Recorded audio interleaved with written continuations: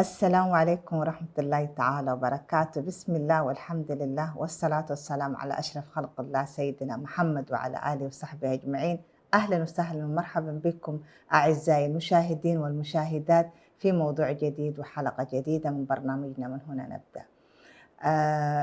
اليوم إن شاء الله يعني حتحدث في موضوع ربما تطرقنا إليه في الحلقات السابقة، وهو إنه مرحلة الطفولة المبكرة تعتبر من أهم المراحل في حياة الطفل، وهي تعتبر كما يسموها علماء التربية وعلماء النفس هي الأرض الخصبة. الأرض الخصبة اللي يكون نحن نزرع فيها ما نريد أن نزرعه في هذه الأرض يعني. وكثير من العلماء وضح إنه هذه المرحلة تعتبر كأنه هي صفحة بيضاء. الإنسان يولد وهو صفحة بيضاء، فما يغرسه الآباء في هذه المرحلة يعتبر هو بداية وتأسيس لشخصية الطفل. وقبل العلماء النفس وعلماء التربية جاء في ديننا الحنيف إن الإنسان يولد على الفطرة السليمة، أبواه يهودانه أو ينصرانه أو يمجسانه. فالإسلام سبق علماء التربية وعلماء النفس في عصرنا الحديث بهذه المعلومات وبهذه المبادئ وبهذه القيم. طيب إذا كان الإنسان يولد وهو صفحة بيضاء ويولد هو على فطرة سليمة مثل الأرض الخصبة، إذا أردت أنا أن أزرع هذه الأرض، يعني ما أردت أن أزرعه في هذه الأرض سوف أحسده، يعني زرعت قمح أحسد قمح وهكذا يعني. فهذه المرحلة تعتبر مرحلة حساسة جدا، ومرحلة تعتبر مرحلة أساسية، مرحلة تحول وانتقال بالنسبة للطفل.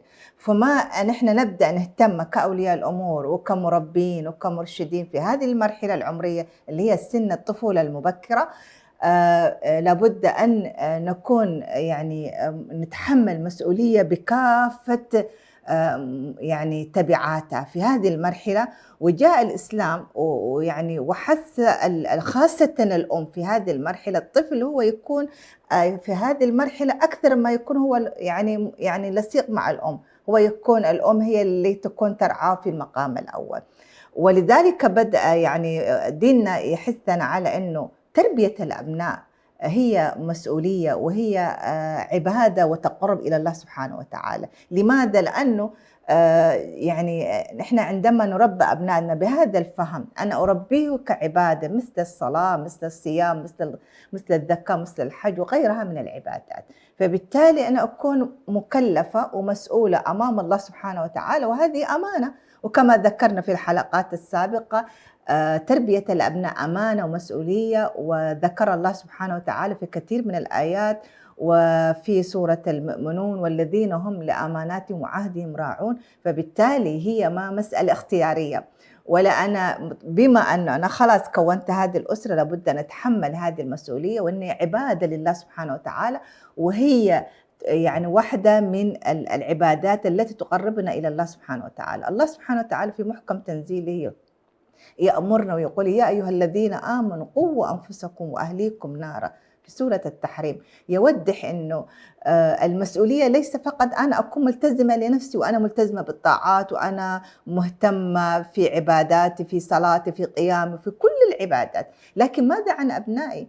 طالما جاء الأمر يا أيها الذين آمنوا قوة، يعني وكل ما جاء الخطاب في القرآن بأمر يعتبر هو تكليف ويعتبر هي أمر من الله سبحانه وتعالى. فلا بد أن احنا نمتثل لهذه الأوامر. يعني أنا كما أحب لنفسي أن أنا أكون ملتزمة، أن أنا دائما أسعى لأن أنا أرتقي إلى أنه يرضى عني الله سبحانه وتعالى، فمن باب أولى كذلك أن أنا أستصحب معي في هذا الهم في هذه المسؤولية وفي هذا السعي لرضاء الله سبحانه وتعالى، أنا استصحب معي ابني وبنتي وأبنائنا في هذه الأمر. النقطة الثانية، النقطة الأولى زي ما ذكرت هي عبادة وتقرب إلى الله سبحانه وتعالى، والنقطة الثانية اللي هي صلاح الأبناء يمتد لصلاح الوالدين.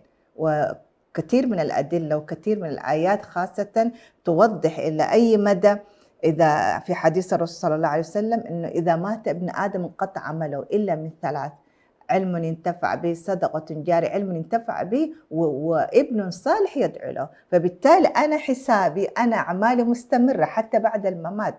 فالإنسان العاقل، الإنسان الحسيب يكون هو يدرك هذا الأمر إلى أي مدى إنه أنا أكون مسؤولة وإنه أقوم بواجبي، وإنه تربية الأبناء يعني إذا أنا أحسنت تربيتهم حيكون سبب في استمرار الأعمال الصالحة بالنسبة لي، فأي عاقل أتوقع يعني ما حيفرط في هذا الأمر.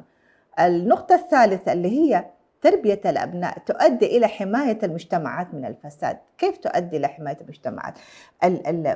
فساد المجتمع يبدأ بفساد الأسرة، بفساد الأفراد. فإذا كانت الأسرة ربت أبنائها على القيم، ربتهم على الطاعات، ربتهم على يعني الامتثال لأوامر الله، سوف نخرج أبناء أقوياء، أبناء صالحين، وبالتالي ساهمنا في حماية المجتمع، ساهمنا في نمو المجتمع وازدهاره.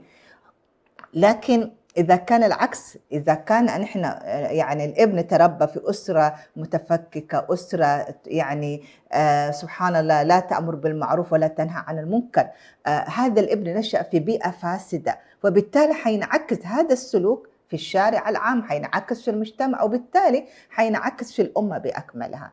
النقطة الرابعة واللي هي تعتبر لماذا تربية الأبناء عبادة وتقرب إلى الله سبحانه وتعالى، لأنه من خلال تربيتنا لأبنائنا هذه وسيلة لبناء الأمة، لمجد الأمة. فتربية الأبناء نحن ننظر إليها وسيلة لبناء الأمة، ليس فقط أنا أربي ابني لنفسي أو لشخصي، لكن أنا أربي ابني لأن يكون خليفة الله في الأرض، أربيه لأنه يترك أثر طيب في هذه الحياة الدنيا، أربي ابني حتى يكون ابن يعني يكون ابنا صالح، وابن يعني يسعى لنهضة المجتمع. فبالتالي تربية الأبناء واحدة من أهم عناصر اللي تؤدي إلى نهضة الأمة واستقرار الأمة. والأبناء هم جيل المستقبل، جيل القيادة، جيل اللي بيرتقي بالمجتمع نحو التقدم والازدهار. فإذا تخيلنا نحن المجتمع يعني أبنائهم ملهيين، أبنائهم مشغولين، أبنائهم فاسدين، فبالتالي ما راح يكون لهذه الأمة أي مكان، وما حيكون لهذه الأمة أي شأن. فهذا ما يوضح لنا أن إحنا للأسف أنا بلاحظ وهذا يعني يمكن هذه النقطة أذكرها في كثير من اللقاءات. نحن كأمهات وكأولياء الأمور مثلا تجد أن الأب ما شاء الله حريص، الأم حريصة على وردها، على أذكارها، على التزامها بصلاتها، لكن أحيانا خاصة في هذا الزمان تجد الأم يعني ما تأمر أو ما تنبه ابنها بنفس الحرص، بنفس الهم، وبنفس الهمة. لماذا؟ لأنه إذا كنت أنا يعني ارتقي وأنا يعني أسعى إنه الله سبحانه وتعالى يرضى عني، من باب أولى كذلك أن أنا اهتم بهذا الجانب.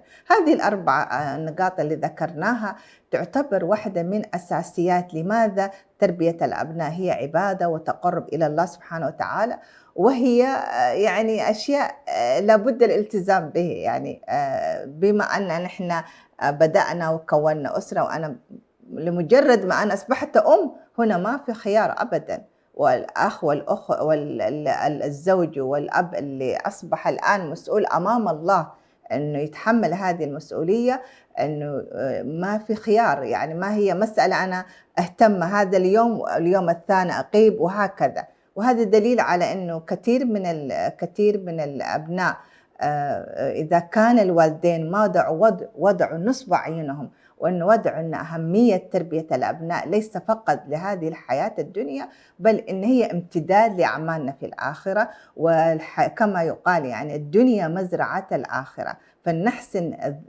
ما نزرعه ونحسن تربية أبنائنا، وهذه مسؤولية أمام الله سبحانه وتعالى. نسأل الله أن يعيننا عليها وأن يعني يوفقنا في تربيتنا لأبنائنا. وصلنا لختام حلقتنا، إن شاء الله أكمل الحديث في الحلقة القادمة بإذنه تعالى. نستودعكم الله، والسلام عليكم ورحمة الله تعالى وبركاته.